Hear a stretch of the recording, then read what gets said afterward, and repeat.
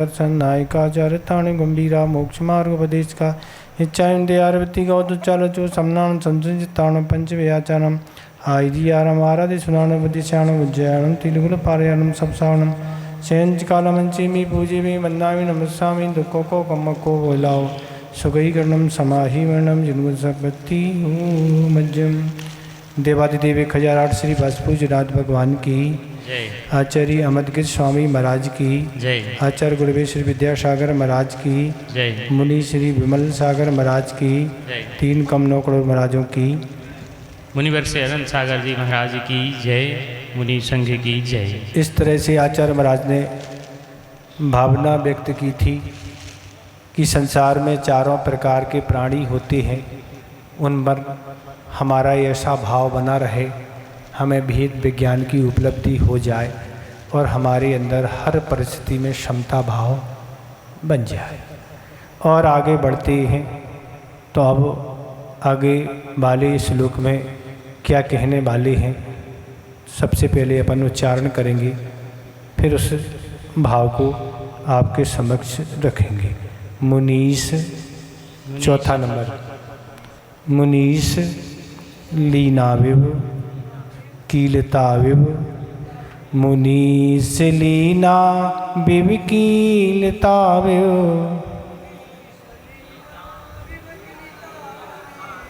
मुनीस लीना विव कीलताविव,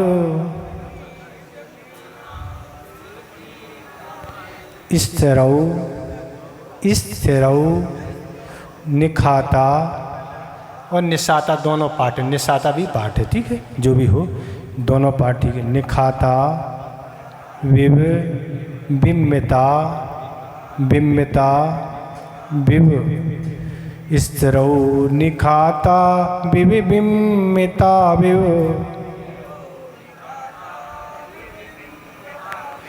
स्थिरौ निखाता विव बिम्मिता विव,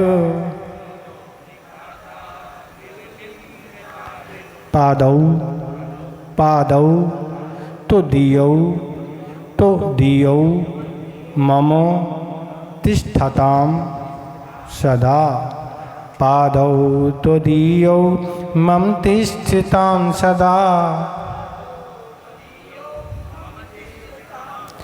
तमो ध्वनानौ हृदि दीपिका विव, तमोधुनानौ हृदि दीपिका विव। चारों चरण एक साथ सुनेंगे हमें, फिर आप करेंगे। मुनीस लीना विव बिम्मिता विव, नहीं, मुनीस लीना विव कीलिता विव, स्थिरौ निखाता विव बिम्मिता विव, पादौ त्वदीयौ मम तिष्ठतां सदा, तमोधुनानौ हृदि दीपिका विव।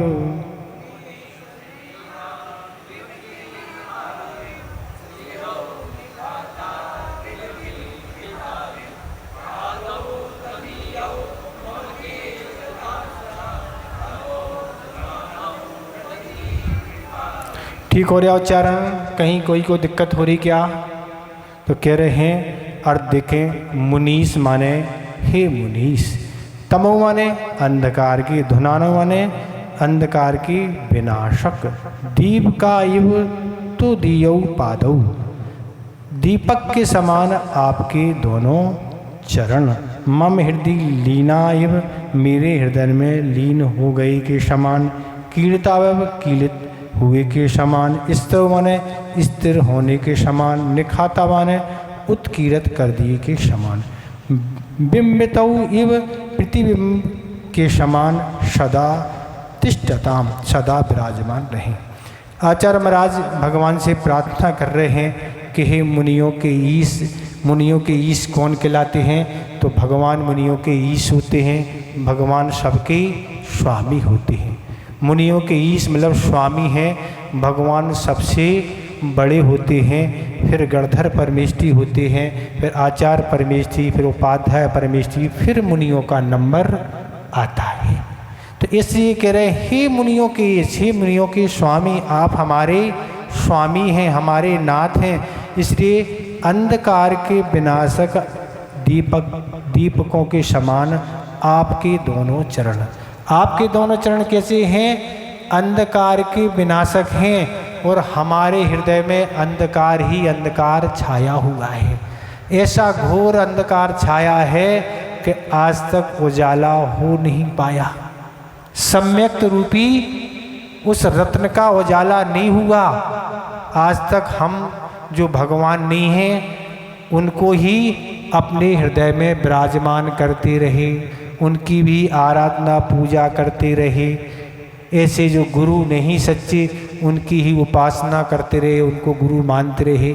जो शास्त्र नहीं उन शास्त्रों को ही हम पढ़ते रहे, उनकी ही आज्ञा में चलते रहे।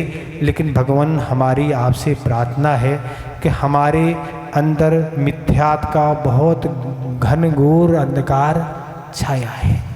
पर अगर आपके चरण हमारे हृदय में आ जाएंगे, आपके चरण हमारे हृदय में आ जाएंगे, तो ये तो हमें पता ही है कि आपके चरण आ जाएंगे तो आप ही आ जाएंगे ना। चरण और आप अलग नहीं है। ऐसा नहीं कि चरण आएंगे वो आप नहीं आएंगे। हम तो छोटी सी चीज़ मांग रहे हैं और ये तो आप समझते हैं। तो इसलिए आपकी चरण आ जाएं, अर्थात आप हमारे हृदय में विराजमान हो जाएं, फिर तो प्रकाश की कोई कमी नहीं। हमारे अंदर उस सम्यक्त का उजाला ही उजाला हो जाएगा और तो फिर हमारा बेड़ा पार हो जाएगा। तो ये प्रार्थना आचार्य महाराज कह रहे हैं कि इस तरह ही अंधकार, आपके अंधकार के विनाशक के समान दोनों चरण कैसे हो जाएं? मम हृदय लीनाय, मैंने मेरे हृदय में लीन हो गए के समान। हम तो ऐसा बंदे कि हमारे हृदय में आपके दोनों चरण कैसे हो गए हैं? लीन होने के समान। जिस तरह दूध में पानी एक मेघ हो जाता है, दूध में आप बूरा डालो वो भी एक मेघ हो जाता है, इस तरह से इसी तरह आपका हृदय मेरे चरणों में लीन हो गया। हम तो ऐसी अनुभूति कर रहे हैं कि हमारे शरीर में और आपके चरणों में अब कोई अंतर नहीं। हमारे ही शरीर का वह हिस्सा आपका चरण बन चुका है। हम तो ऐसी अनुभूति कर रहे हैं। कीलता एव, वो कीलित होने के समान। कीलित अर्थात जैसे किसी भी कील को अगर दीवार आदि में ठोक दिया जाए तो वह कील स्थिर हो जाती है, कहीं वह जाती नहीं। इस तरह हमने कील की तरह ठोक के आपको अपने हृदय में जड़ लिया है, इस तरह से स्थिर कर दिया। और इस तरह माने स्थिर होने के समान हमने आपको निश्चल कर लिया, अचल कर लिया है। अब आप आगे हमारे हृदय से बढ़ नहीं सकते। हमने आपके चरणों को इस तरह स्थिर कर दिया है, अपने हृदय में उनको रोक के रखा है। निखात हुए वो उत्कीर्त कर दिए के समान। उत्कीर्त मतलब जब पत्थर पर या लकड़ी आदि पर कोई नक्काशी करती जाती है तो वह स्थिर हो जाती है। इसी तरह आप भी निखाता उत्कीर्त हमारे हृदय में आप हमने उत्कीर्त मतलब उनको ऐसा नक्काशी के समान बना दिया है आपके चरणों को। बिंबितौ इव, और प्रतिबिंब के समान जैसे किसी भी व्यक्ति की छाया पड़ती है ऐसे ही हमारे हृदय में आपके चरण छाया के रूप में पड़ रहे हैं। प्रतिबिंब छाया आ रही है। सदा तिष्ठताम, ऐसे सदा विराजमान रहें। आप तो हमेशा हमेशा के लिए हमारे हृदय में विराजमान हो जाए, कभी हटे नहीं। ऐसी आचार्य महाराज भगवान से प्रार्थना कर रहे हैं कि इस तरह से इन प्रकार से हो जाए। जिस तरह से समाधि भक्ति में आचार्य पूज्यपाद महाराज ने एक श्लोक लिखा है, तो पादौ मम हृदय तब पदद्वये लीनम तिष्ठतु जिनेन तावत यावत निर्माण सब प्राप्ति। हे जिनेन, यावत जब तक हमें मोक्ष की प्राप्ति ना हो जाए तब तक आपके चरण युगल मेरे हृदय में और मेरा हृदय आपके चरणों में कैसा स्थिर हो जाए। ऐसी प्रार्थना की जाती है। संसारी प्राणी अनेक प्रकार की प्रार्थना करता है, अनेक प्रकार की मांगे करता है, पर इस तरह की मांग अगर की जाती है तो वह कभी ना कभी तो पूर्णता को प्राप्त होती है। ये सब भक्ति का एक रूप है। वो भक्ति करने से ऐसे पूर्व में किए हुए कर्म कटते चले जाते हैं, अच्छी क्वालिटी का पुण्य संचय होता चला जाता है। तो इसी तरह से संसार से पार होते हैं जीव। संसार से पार होने के यही तरीके हैं, जिसमें जो क्षमताएं हैं उस क्षमता का उपयोग करना चाहिए। भक्ति का है तो भक्ति करें, जो भी है। तो इस तरह इस श्लोक का यही पूर्णता भाव है कि आपके बस चरण किसी भी तरह हमारे हृदय में ठहर जाएं तो हम इस संसार से पार हो जाएंगे। इस तरह यह आपका श्लोक हो गया। इसमें कुछ आपको पूछना तो आप पूछ सकते हैं। आगे देखें 5वां नंबर, एक इंद्रियाद्या यदि देव देही नाह विसर्ग है। एक इंद्रियाद्या यदि देव देही ना प्रमादतः विसर्ग प्रमादतः संचरता यतस्तता।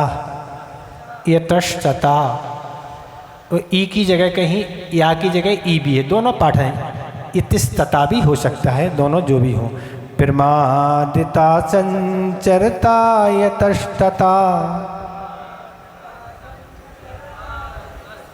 छता विभिन्ना मिलिताः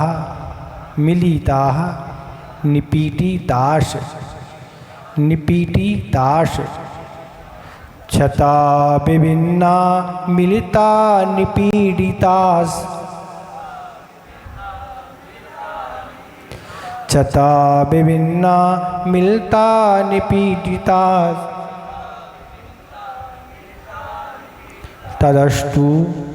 तदस्तु मिथ्या दुर्नुष्ठितम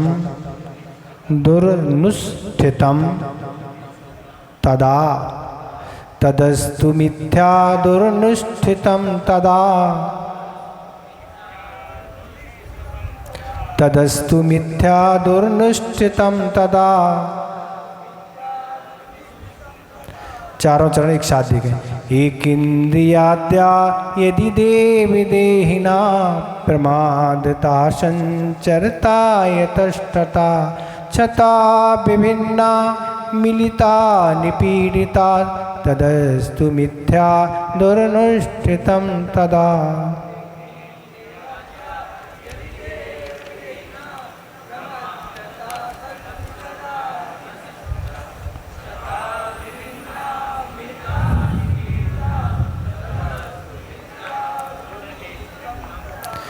हो रहा ठीक से उच्चारण, कहीं कोई दिक्कत तो नहीं हो रही? नहीं। इसमें कहा जा रहा है कि संसारी प्राणी की दिन भर प्रवृत्ति दिन और रात हुआ करती है। उस प्रवृत्ति में जीवों की विराधना किस प्रकार हुआ करती है, किस प्रकार से जीवों के को कष्ट हुआ करते हैं, उसका कथन इसमें आ रहा है। तो देखें, देव माने हे देव, प्रमादतः प्रमाद की बसीभूत होकर, यतस्तता यहाँ वहाँ, संचरता विचरण करने में, यदि माने मेरे द्वारा, यदि एक इंद्रियाद्या एक इंद्रिय आदि देहिना प्राणी, छता माने घायल किए गए हों।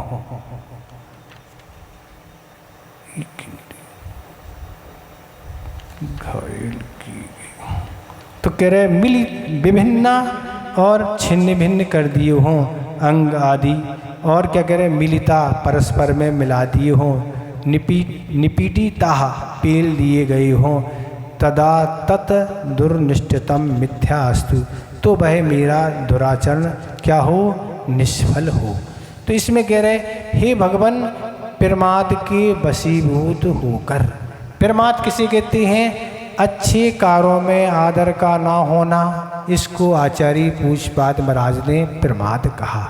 जहाँ सावधानी नहीं है, सावधानी नहीं रखी जा रही है, कहीं भी देखना और कहीं चलना, तो इस तरह जीवों के बचाव का भाव नहीं होना, इसको बोलते हैं प्रमाद।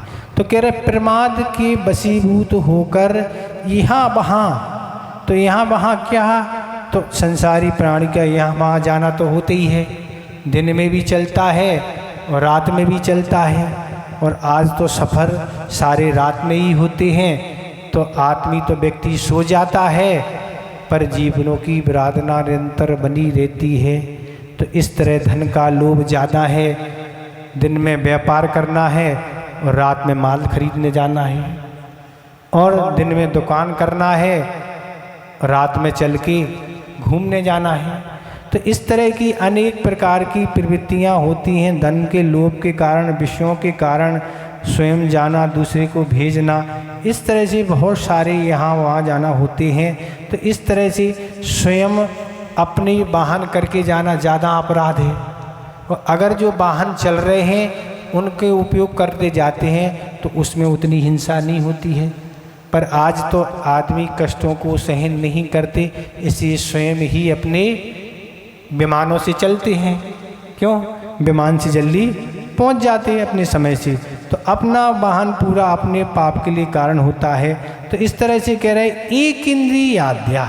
तो एक इंद्रियादि से पांचों स्थावर जीव होते हैं। पृथ्वी कायक, तो पृथ्वी आयक मिट्टी है, रेत है, पत्थर है, चूना, सीमेंट, ईंट, खोदना, कूटना, पीसना और रोड का निर्माण करना, बिल्डिंगों को बनाना, ट्रांसपोर्ट का काम है। ये सारे क्या हैं?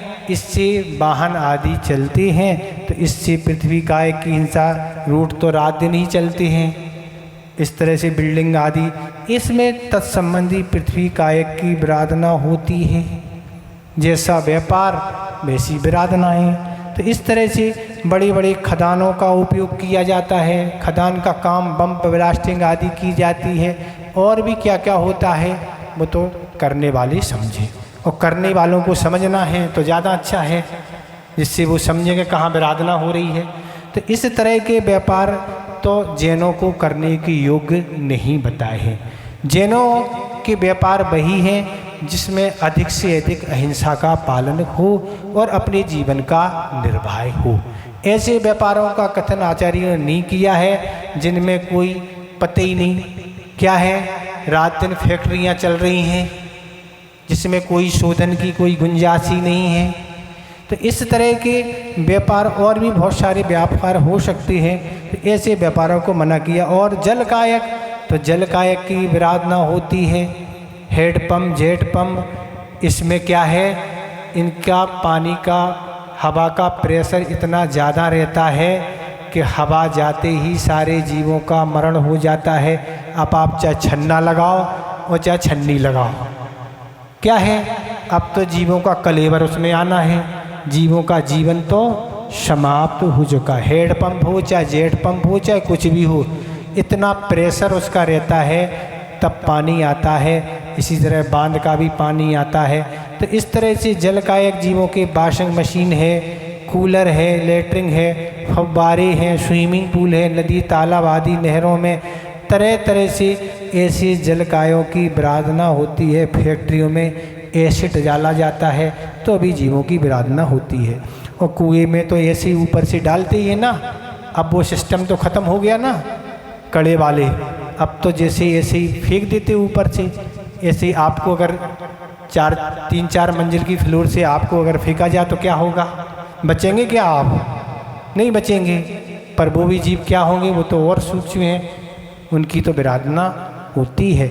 इसलिए आगम का जो विधान है जलगालन विधि का, उस विधि से आप जलगालन करेंगी तो आपकी इन जीवों से विराधना से आप बच पाएंगे। तो जल कायक की विराधना हुई हो। अग्नि कायक, अग्निकाय चूल्हा है, हीटर है, बल्ब है, कूलर आदि, ये सारे पंखे, जितनी भी लाइट संबंधी वस्तुएं हैं, टीवी हो चाहे मोबाइल हो चाहे कुछ भी हो, इस तरह से लाइट के जो तत्संबंधी उपकरण हैं उनमें अग्नि कायक जीवों की विराधना हुआ करती है।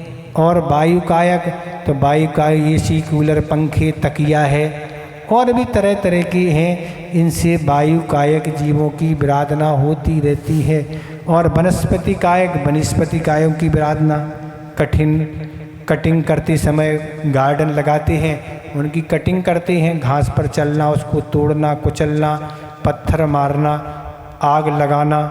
तो पांचों स्थावर में केवल वनस्पति कायक में अनंतानंत जीव हुआ करते हैं, चार में तो असंख्यात असंख्यात होते हैं, पर कितने हरि में अनंतानंत जीव हुआ करते हैं, उसमें सबसे ज़्यादा विराधना होती है। इसलिए हरि पर चलने के लिए, हरि को अपनी सीमित मात्रा में उपयोग करने के लिए कहा जाता है। ये आता 5 स्थावर है महाराज, तो इसी पे क्यों जोर दिया जाता है? इसीलिए जोर दिया जाता है कि 5 स्थावर में, हरि में, वनस्पति कायक में सबसे ज़्यादा जीवों की विराधना हुआ करती है। इसलिए कुछ लोग पर्व में नहीं लेते, अष्टांग का भी नहीं लेते। और भी मर्यादा सीमा बनाना चाहिए कि हम अपने पूरे जीवन में कितनी हरि का उपयोग करेंगे, एक गिनती तो बनाना, 20, 25, 50, 100, और फिर एक दिन की मर्यादा बना लें कि एक दिन में हम इससे ज़्यादा हरि का उपयोग नहीं करेंगे। कितनी खा पाएंगे ना आप? ज़्यादा ज़्यादा कितनी? 10, 20, 25, 50 खा लेंगे, पर 10 लाख होती है, उसकी विराधना का दोष लगता है। ऐसी मर्यादा सीमा बना सकते हैं तो इस अपराध से बच सकते हैं। तो ये स्थावर काय हो गए। फिर 2 इंद्री है, 2 इंद्री में शंख है, लट है, कौड़ी, जोंक, ये 2 इंद्री कहलाती हैं। लट गेहूँ, चने, चावल आदि में पड़ जाते हैं, उसमें किसी दवाई को डालते हैं तो उनकी विराधना होती है। तो इस तरह से इसका अहिंसा व्रत पालन के लिए सबसे अच्छा उपाय है, जीव नहीं पड़ने के पहले उसकी इस तरह की सुरक्षा करें ताकि उसमें जीव ही उत्पन्न ना हो, तो उस विराधना से आप बच जाएंगे। पहले कुछ लोग ये नीम की पत्ती डाल देते हैं गेहूँ आदि में, पहले ही, और भी ऐसी चीज़ें डाल देते हैं जिससे जीवों की उत्पत्ति नहीं होती है और तत्संबंधी उस पाप से बच जाते हैं। त्रिंद्री, चींटी, खटमल, बिच्छू, जौ, दीप और दीपक आदि, ये क्या है? ये चौरिंद्री, 3 इंद्री कहलाती है। इनकी भी विराधना कहाँ कैसे रूप में होती है, उनकी विराधना से बचना चाहिए। चौरिंद्री, मच्छर, मक्खी, पतंगा, मधुमक्खी, कीड़ा, भौरा, मकड़ी। यहाँ बागड़ में तो कुछ भी हो, ये तो मकोड़े ही बोलते हैं। क्या बोलते हैं? चाहे चीटा हो, चाहे चींटी हो, और चाहे कुछ भी हो, वो तो कहते हैं मकोड़ा है। इसमें वही, इनको भेद ही नहीं है कि 1, 2 इंद्रिय है, कि 3 इंद्रिय है, कि 4 इंद्रिय है, कि 5 इंद्रिय है।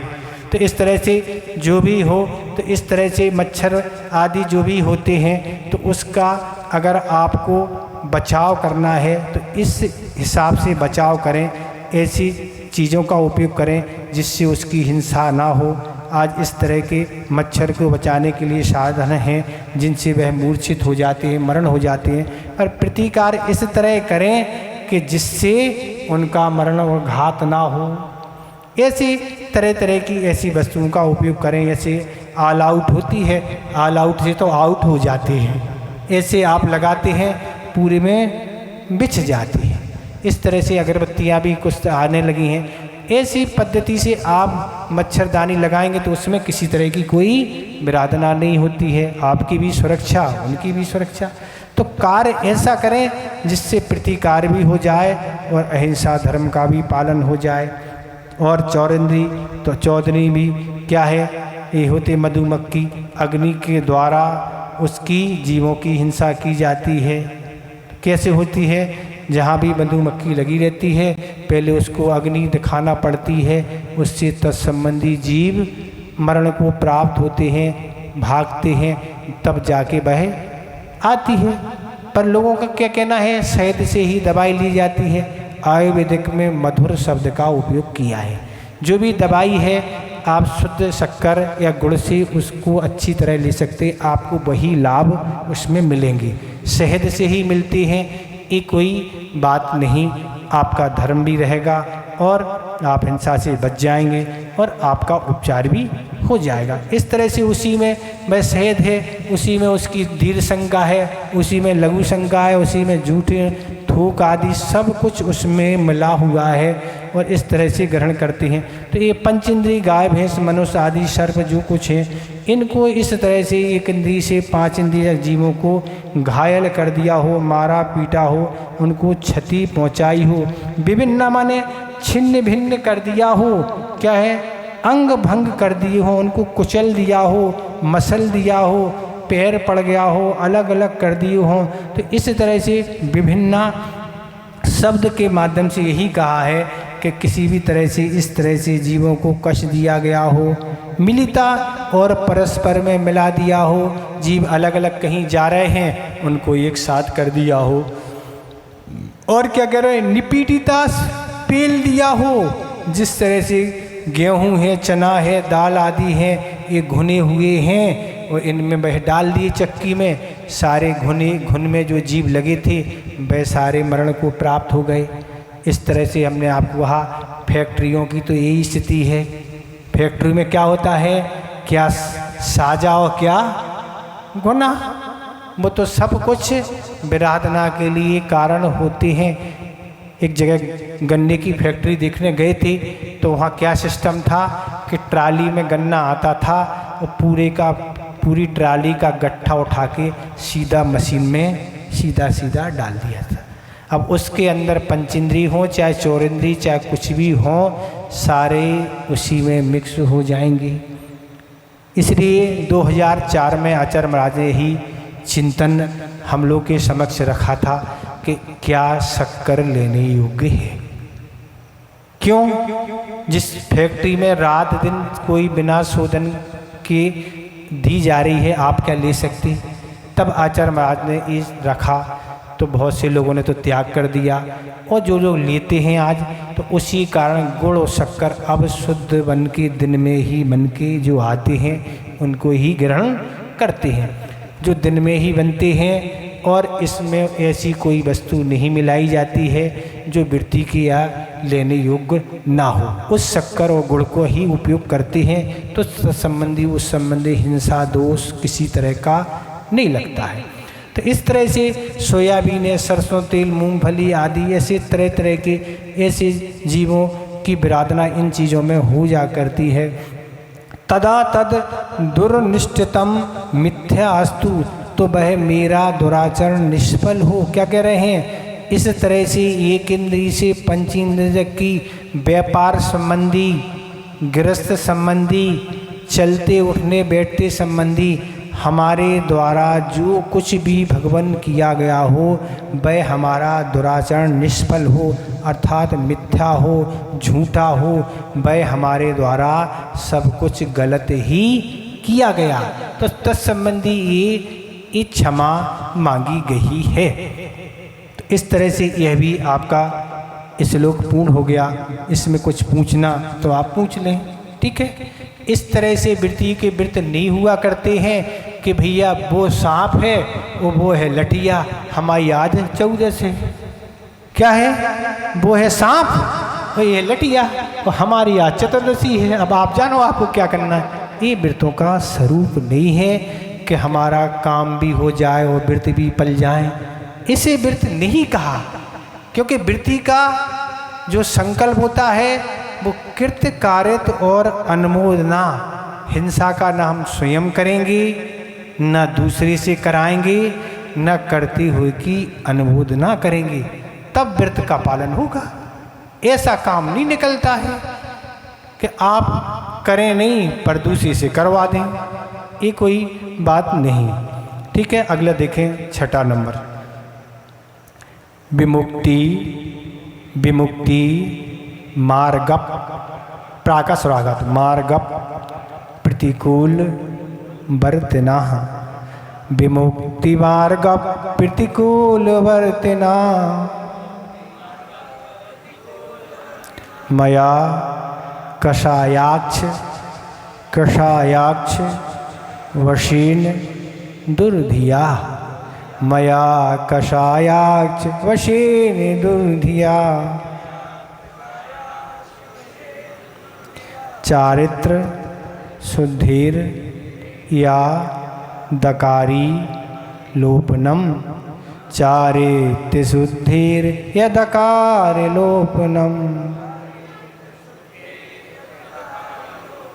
तदस्तु मिथ्या मम दुष्कृतम प्रभु।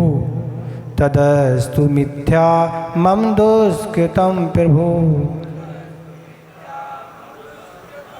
चारों चरण एक साथ देखें। विमुक्ति मार्ग प्रतिकूल वर्तना मया कषायाक्ष वशीन दुर्धिया।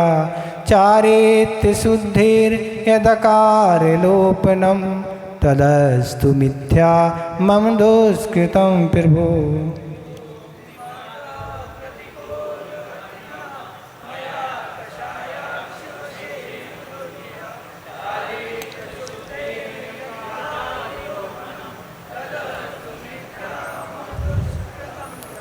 ठीक हो रहा उच्चारण, कहीं कोई त्रुटि तो नहीं हो रही।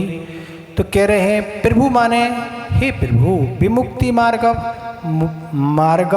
प्रतिकूल वर्तना, हे प्रभु मोक्ष मार्ग के प्रतिकूल आचरण करने वाले, मया दुर्धिया कषायाक्ष वशीन चारित शुद्धिर यदि लोपनम अकारी।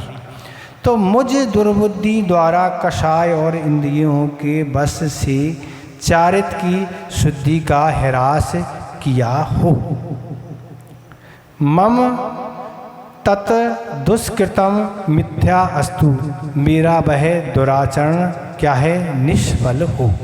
तो इसमें कहा जा रहा है कि हे भगवान, मोक्ष मार्ग के प्रतिकूल आचरण करने वाले, कह रहे हैं देखो एक संयमी होते हैं तो संयमी के व्रत होते हैं, वह भी अपने आगम के अनुसार आचरण करते हैं। अणुवृत्ति हैं, वह भी आगम के आचरण करते हैं। पर जिनके महाव्रत और अणुवृत्त नहीं हैं तो उनका भी तत्संबंधी आचरण हुआ करता है। ऐसा नहीं कि हमारा कोई व्रत नहीं है महाराज, प्रतिमाएँ नहीं हैं, कुछ नहीं है, तो हम तो जो चाहें सो करते चले जाएं, हम तो किसी बंधन से बंधे नहीं हैं, हमारे पर तो कोई लगाम नहीं है। तो ऐसा नहीं। और हमने ना तो अणुवृत्त लिए ना महाव्रत लिए, तो जिसने व्रत नहीं लिए तो उसको तो पाप लगते ही नहीं है, वो तो निष्पाप भगवान बन गया ना। ऐसे ही है क्या? ऐसी धारणा नहीं होनी चाहिए। पाप तो पाप है, वह तो लगता ही है, आप संकल्प लें अन्यथा ना लें। तो इसमें ये कह रहे हैं मोक्ष मार्ग मतलब सम्यक दर्शन ज्ञान चारताड़ी, ये मोक्ष मार्ग कहलाता है।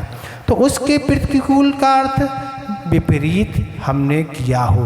मोक्ष पार में चढ़ने के लिए जो अनिवार्यता है आचरण की, उसके हमने विपरीत क्रियाएं की हों। तो विपरीत क्रियाएं क्या हैं? तो विपरीत क्रिया वही हैं आगम में जो आचरण की पद्धति बताई है, वो आचरण हम नहीं करके तरह तरह के आचरण करते रहे। जिन क्रियाओं को आगम में निषेध है उन कार्य को हम करते रहे।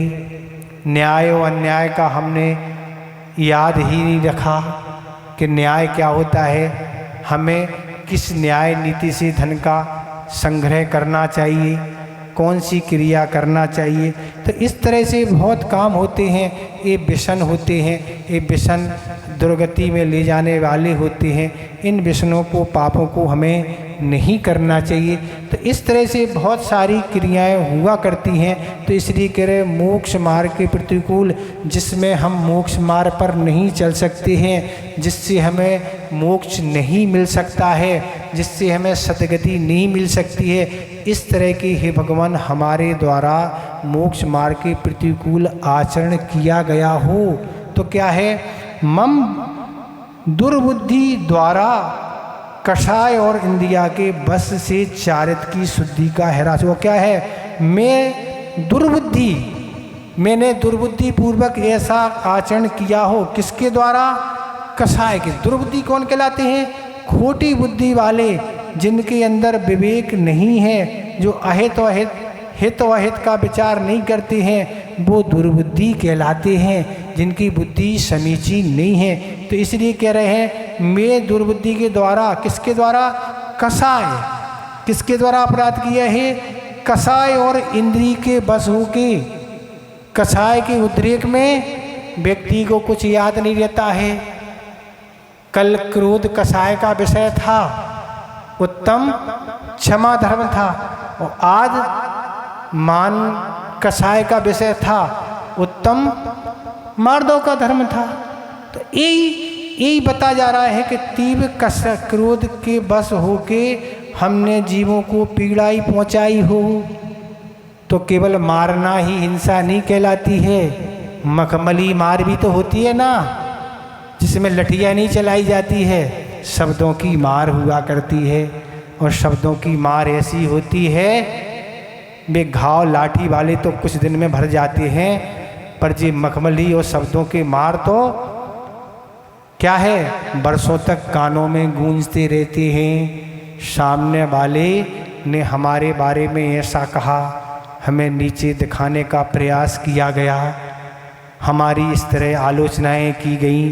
तो इसलिए इसमें कहा जा रहा है कसाय के बाद क्रोध के बस किसी को ऐसे शब्द कह दिए हों जिससे सामने वाले को टेंशन हो गया। तो इस तरह से गलतियां हुआ करती हैं। क्रोध के बस व्यक्ति क्या कर बैठता है पता नहीं। तो इस तरह भी हम सोचें कि हम भी कभी बच्चे थे, हम भी कभी नादान थे, वह भी आज नादान है। तो इस तरह उनको क्षमा किया जा सकता है, और क्षमा नहीं करेंगे तो फिर क्या है, ये बैर विरोध चलता रहेगा। मान कसाय आदि मतलब मान के द्वारा, मान के कारण दूसरे को नीचा दिखाया हो। मान का अर्थ क्या है, बस मान का अर्थ आचार्य ज्ञान सागर महाराज ने इतना ही लिखा कि अपने आगे दूसरे को तुच्छ समझना, यही क्या है, मान कसाय का उदाहरण है। जितनी दुनिया में अकल है, पूरी अकल सिर्फ हम में है, और बाकी की अकल जितनी बची है बाकी दुनिया में है। इसी को कहते हैं मान कसाय, चाहे ज्ञान का हो, चाहे पूजा का हो, चाहे जाति का हो, चाहे कुल का हो, और चाहे धन का हो। किसी भी चीज़ का मान करना, दूसरे को अपने आगे तुच्छ समझना और उसका अपमान करना, ये मान का उद्देश्य। तो मान के द्वारा भी हमारे किसी को हमारा चारित्र ह्रास हुआ हो। मायाचारी व्रतों में हमने कहीं मायाचारी की हो, दिखावा किया हो, किसी तरह का कुछ भी किया हो, तो ये। और लोभ, तो ख्याति पूजा लाभ का भी लोभ है महाराज। लोभ के कारण व्यक्ति कुछ भी कर सकता है। आचार्य महाराज ने एक बार कहा था कि ख्याति के कारण बड़े बड़े आज पाप किए जाते हैं। केवल ख्याति, सिर्फ हमारा दुनिया में महाराज हमारा नाम हो जाए, बस नाम आ गया। लोग यही कहते महाराज हम तो शंका समाधान इसलिए करते हैं कि हमारा टीवी में नाम आ जाता। महाराज लोग कहते थे हमसे, महाराज आपको शंका बता दो, हम पूछ लेंगे, हमारा बस नाम आ जाएगा महाराज, काम हो जाएगा। ऐसे दुनिया में लोग हैं, बताओ अब इससे क्या धर्म होगा क्या। तो इस तरह से एक ख्याति पूजा लाभ है, ये भी लोभ है। इसलिए कसाय के द्वारा और इंद्री के बस, इंद्री के बस होके हम मस्त हो गए हों, गीत संगीत व्यर्थ की चर्चाएं सुनी हों, और चक्षु इंद्री के द्वारा भी हमने तरह तरह विषयों में प्रवृत्ति की हो। फिल्म, सीरियल, मोबाइल, कंप्यूटर, तरह तरह के जो रागदेश बढ़ाने वाले साधन हैं, हम उनमें मस्त हो गए हों। घ्राण इंद्री, सेंट, पाउडर आदि तरह तरह से जो हिंसा आदि से बने उनमें। और रसना आप समझते हैं, रसना में ना फंसना, भक्ष अभक्ष का कोई भेद नहीं रखा हो। अचार तो अचार है महाराज, उसका टेस्ट अलग है। जीवों की कोई विराधना होती तो होती जाए, तो कितने दिन का पुराना है, इस मर्यादा का ख्याल नहीं रखा हो। पापड़, अचार और भी तरह तरह के जो अभक्ष पदार्थ होते हैं, इनका हमने ख्याल ना रखा हो। स्पर्श इंद्री, तो स्पर्श इंद्री के साधनों का हमने उपयोग किया हो, उनमें भी तत्संबंधी विराधना हुई हो। तो एक तरह से गृहस्थों का भी एक सामान्य से चारित्र हुआ करता है, और इस चारित्र में जो भी हमारे द्वारा सामान्य व्यक्ति का जो भी बहुत सारे होते हैं, तरह तरह के होटल में जाना, और भी विष्णु आदि का पाप, और भी तरह तरह के जुआ, BAPL क्या क्या कहलाती है, अपन नहीं समझते हैं, वायदा बाजार क्या क्या होता है। तो इस तरह से आज सारे कैटरिंग सिस्टम चलते हैं भोजन में, और उस भोजन में कोई शोधन का कोई काम नहीं हुआ करता है, कोई जाति का कोई काम नहीं हुआ करता है। इस तरह से और भी मम तत् दुष्कृतम मिथ्यास्तु, तो मेरा वह दुराचरण कैसा हो, निष्फल हो। उस हमने इंद्री और कसाय के बस हमारे 24 घंटे में जो भी तरह तरह के अपराध हुए हैं, तो उस अपराध के द्वारा पाप का जो बंध हुआ है वह निष्फल हो, अर्थात उससे हमें फल की प्राप्ति ना हो। तो इस तरह से मोक्ष मार्ग के प्रतिकूल आचरण व कषाय और इंद्री के वश होकर तरह तरह के दोष लगाए जाते हैं, लगते ही हैं। तो इस तरह से उस चीज़ का ये आचार्य महाराज ने यहाँ पश्चाताप अपते कर रहे हैं। आचार्य महाराज ने एक बार कहा था कि अगर हमारे द्वारा अपराध किए जा रहे हैं और हमें तत्संबंधी टीस नहीं पहुँच रही है कि ये अपराध बार बार हमारे द्वारा किया जा रहा है, और अगर हम तय तरह से उसका पश्चाताप नहीं कर रहे हैं, टीस नहीं पहुँच रहे हैं, तो वह अपराध कभी भी छूटने वाला नहीं है, ये पक्का है। तो इस तरह से ही प्रतिकरण का विधान किया गया है, प्रायश्चित का विधान किया गया है कि आप निरंतर सोचते चले जाओ, देखो हमारे द्वारा ऐसी ऐसी सब क्रियाएं की जा रही हैं, ऐसे ऐसे भाव किए जा रहे हैं जिन भाव से सिर्फ पाप का ही बंध हुआ करता है। ऐसी विचार जिसके अंदर होते हैं वह इन पापों पर जिनका लगाम लग पाता है। अब तो महाराज होते ही रहते हैं, तो अतिचार जो है आगे आने वाले हैं, उस समय हम बता देंगे। तो इस तरह से एक कसाय और इंद्रिय के बस मोक्ष मार्ग की जो भी हमारे द्वारा विपरीत क्रियाएं की हुई, विपरीत कार्य किए हों, बैठे बैठे चेष्टाएं होती रहती हैं, पता नहीं लगता है कौन कौन से पाप बंद होते हैं, और एक बार का मजा और बरसों की सजा। राजा सेठ ने बस 1 मिनट में सर्प तो डाला ही था, कितना लगा, 1 मिनट तो लगा होगा, 33 सागर का काम हो गया। अब क्या करोगे आप, कोई शोर से लगेगा क्या यहाँ? महाराज हम उनको एक बंडल देंगे, इनको इतने बंडल का कोई काम नहीं है। यहाँ तो जो किया है सो भोगने के लिए तैयार हो जाओ, चाहे चिल्लाओ और चाहे कुछ भी करो। आगे ये घड़ी क्या सही कर दी, इसको सही कर दी। तो इस तरह से ये काम हो गया, ठीक है। इसमें कुछ पूछना, कुछ और पूछना तो नहीं है? आवाज़ तो आ रही ना, रुई तो निकल गई नहीं कानों में, रुई तो नहीं लगा है ना आप लोग? हाँ। अगला देखें 7 नंबर, विनिंदना विनिंदना लोचन गर हड़ई रहम। विनिंदना लोचन गर हड़ई रहम। विनिंदना लोचन गर हड़ई रहम। आवाज निकल नहीं रही है कि उपास में काम हो गया लग रहा ना। हाँ, मनो वचाह विसर्ग वचाह काय कषाय निर्मितम निर्मितम। मनो वचा काय कषाय निर्मितम। निहन्मी निहन्मी निहन्मी पापम भव दुख कारणम कारणम। निहन्मी पापम भव दुख कारणम।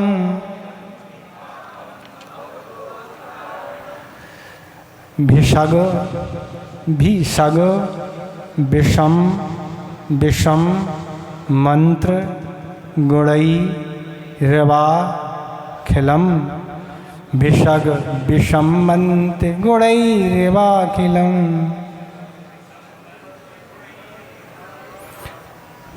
भिषग विषम मंत्र गुणई रेवा खिलम।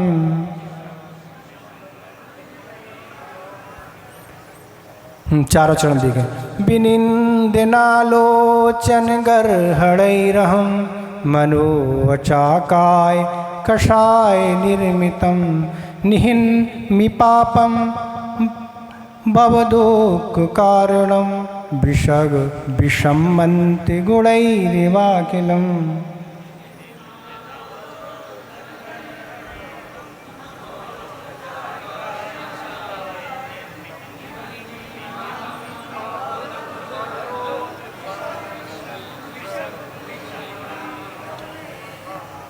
बन रहा कि नहीं? नहीं बन रहा?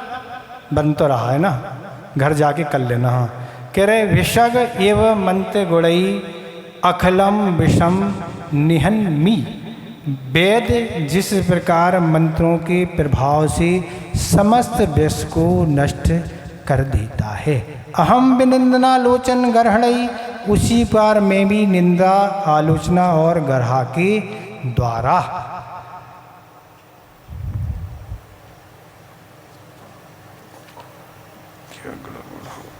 मनोबचा काय कषाय निर्मितम भव दुख कारणम पापम निहन्मी। मन वचन काय और कषाय से उपार्जित सांसारिक दुख के कारणभूत पाप को नष्ट करता हूँ। तो कह रहे हैं कि वेद जिस प्रकार मंत्रों के प्रभाव से समस्त विष को नष्ट कर देता है, तो इस तरह से कह रहे हैं जैसे कोई भी रोगी हो और इस तरह की उसके अंदर वेद के अंदर विद्याएं होती हैं, ऐसे मंत्र और ऐसी औषधियाँ होती हैं कि अगर किसी को जहरीले कीड़े याली सर्प आदि ने डस लिया हो तो उन मंत्रों के या औषधि के माध्यम से क्या होता है, उस विष को समाप्त कर दिया जाता है। जिस धतूरा को खाने से व्यक्ति का मरण हो जाता है, पर उसका शोधन करके औषधि बना के उसको दिया जाए तो मरण नहीं होता है, रोग नष्ट हो जाया करता है। तो इस तरह से कह रहे गुनिया आदि होते हैं, अनेक ऐसे व्यक्ति होते हैं जो मंत्र जानते हैं और किसी को सर्प बिच्छू ने डस लिया, मूर्छित हो जाते हैं, सारे शरीर में जर चढ़ जाता है, लेकिन उनके पास कुछ ऐसी मंत्र शक्तियाँ हो जाती हैं। आचार्य महाराज एक बार बताया था कि कुछ मंत्रों का ऐसा प्रभाव होता है कि किसी ने सर्प ने किसी को डस लिया और वह गुनिया मंत्र पड़ेगा तो वह सर्प जहाँ भी है वहाँ से वापस आएगा और जिसको उसने काटा था उसका पूरा का पूरा जहर चूसेगा, वो फिर वापस चला जाएगा। ऐसी भी अनेक विद्याएं हुआ करती हैं। पहले ऐसे ऐसे वैद होते थे कि आप मात्र लघु शंका उनको दिखा दो और वो इलाज कर देंगे। आपको वैद के पास मरीज को ले जाने की आवश्यकता नहीं है, आप तो घर से उसकी लघु शंका लाओ, उस वैद को दिखा दो, वो औषधि देगा और आप ठीक हो जाएंगे। ऐसे वस्त्र लेके आओ, ऐसे तरह तरह के पहले के वैद हुआ करते हैं। तो एक व्यक्ति बहुत चालाक था और वह उसने वैद की परीक्षण करना था कि वैद कितना होशियार है। तो वो अपनी गाय की लघु शंका लेके उस वैद के पास पहुंच गया। भैया ये हमारे घर में मरीज है, वो इसको बुखार बहुत दिन से चढ़ा हुआ है, ये उसकी लघु शंका है। वैद तो वैद बहुत पहुंचा हुआ था, वो कहता है इसको अच्छे से सानी बना के खिला देना तो ये ठीक हो जाएगा। बस तुम कितने होशियार हो ना, हम समझ गए गाय की है, मनुष्य की कैसी होती है वो भी हमें पता है। अच्छे से उसमें बाट आदि डाल के, खली आदि डाल के और गुड़ आदि मिला के अच्छे से खिलाओ, उसको कमजोरी है वह ठीक हो जाएगा, बस काम हो गया। तो ऐसे भी तरह तरह के दुनिया में लोग होते हैं परीक्षण करने वाले। तो कह रहे हैं अहम विनंदना लोचन गर्हणई, उसी प्रकार में निंदा और आलोचना और गर्हा के द्वारा। तो निंदा क्या कहलाती है? निंदाएं तो दुनिया के लोग, दूसरे की निंदाएं तो लोग खूब करते हैं, महाराज माहिर हैं इसमें तो। पर आचार्य महाराज कहते हैं दूसरे की निंदा से तो नीच गोत का बंध होता है और अपनी निंदा करने से वृत्तों की शुद्धि होती है, किए हुए अपराध शुद्ध होते हैं और यह एक प्रायश्चित का रूप है। तो इसलिए कह रहे हैं निंदा के द्वारा। निंदा क्या कहलाती है? आत्म साक्षी पूर्वक अर्थात स्वयं अपने द्वारा किए गए दोषों को प्रकट करना, उन संबंधी पश्चाताप करना, ये है निंदा। आत्म साक्षी पूर्वक जैसे ही अपराध हुआ कोई भी हमारे द्वारा, तुरंत तो ही हाथों हाथ अरे ये तो हमारे द्वारा अपराध हो गया, तुरंत पश्चाताप होना चाहिए तो कहलाएगा। अब कोई देखा तो है नहीं। तो आचार्य ज्ञान सागर महाराज जी कहा करते थे कि व्रत तुम्हारे हैं, कोई देखे या ना देखे उन व्रतों को निर्दोष विधि से तुम्हें पालन करना है, तब तुम्हारी असंख्यात गुणी निर्जरा होगी, तब सही पुण्य का संचय होगा। कोई के देखने के लिए व्रत लिए हैं क्या? यही तो छल है क्या? कल आ रहा है उत्तम, कौन सा दिन आ रहा है? आर्जव, उत्तम आर्जव का दिन आ रहा है। यही को उत्तम आर्जव क्या है? यही छल है कि कोई नहीं देख रहा है तो कुछ भी करते रहो महाराज। दिखाने के व्रत अलग होते हैं और पालने के अलग होते हैं। दो प्रकार के व्रत इस पंचम काल की बहुत बड़ी ये युक्तियां हैं, लोगों की बहुत दिमाग है कि इनने ये विधान बना लिया कि दिखाने के अलग हैं वो करने के अलग हैं। तो इस तरह से ये निंदा है। व्रत में जैसे ही दोष लगा तुरंत टीस पहुँचना चाहिए, अपराध होना चाहिए, अंतु अंतु डज्झमी ऐसा होना चाहिए जैसे आग में हम जल रहे हैं, इस तरह का भाव होना चाहिए। तो इस तरह दूसरों की निंदा नहीं करके अपने द्वारा किए हुए उसकी निंदा होना चाहिए। इस श्लोक को यहीं विराम दे रहे हैं। संस्मरण आपको समझना है, फिर अपन लेट हो जाएंगे, ठीक है? फिर आगे कल करेंगे इसको। वैसे ही 3 करना था, वैसे ही हमने चौथा कर दिया हमने कि अब 4 तो करने ही पड़ेंगे कोई दिन, क्योंकि 10 दिन है और 33 श्लोक है ना। तो संस्मरण देखें, आज उत्तम मार्दव धर्म का दिन है। पर गुरुदेव के गुरु आचार्य ज्ञान सागर महाराज इस धर्म को कैसे पालन करते थे, उनके अंदर कैसा यह धर्म विद्यमान था, उस संस्मरण को आपके समक्ष रखेंगे। सुन के आप भी सोचेंगे कि आचार्य विद्यासागर महाराज तो अपने आप में बहुत उत्कृष्टता को लिए हैं, पर उनके गुरु किस तरह से अपने व्रतों को पालन करते थे। शाम का समय था और पूज्य ज्ञान सागर महाराज ने प्रतिकरण किया। शाम का प्रतिकरण किया और प्रतिकरण करके बाहर आके बैठ गए और बैठे ही थे। बाजू में विद्यासागर महाराज भी बैठे हुए थे। कुछ सज्जन जो स्वाध्याय किया करते थे और वह स्वाध्याय करते करते अनेक उनकी जिज्ञासाएं इकट्ठी हो गई थी और वो ये समझते थे कि आचार्य ज्ञान सागर महाराज ज्ञान के बहुत बड़े धनी हैं। चूँकि उनके आचार्य ज्ञान सागर के गुरु शिव सागर महाराज ने उनका नाम ज्ञान सागर रखा था। तो ज्ञान सागर क्यों रखा था, तो उसको संस्मरण को भी हम जोड़ दें। याद आ गया कि क्यों रखा था।